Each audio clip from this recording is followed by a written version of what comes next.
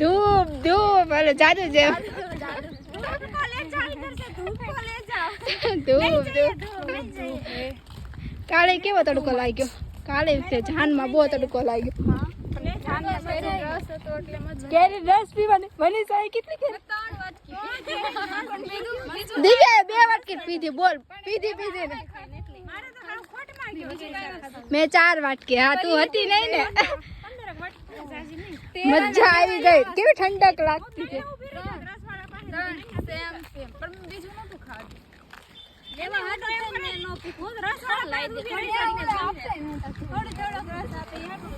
થોડો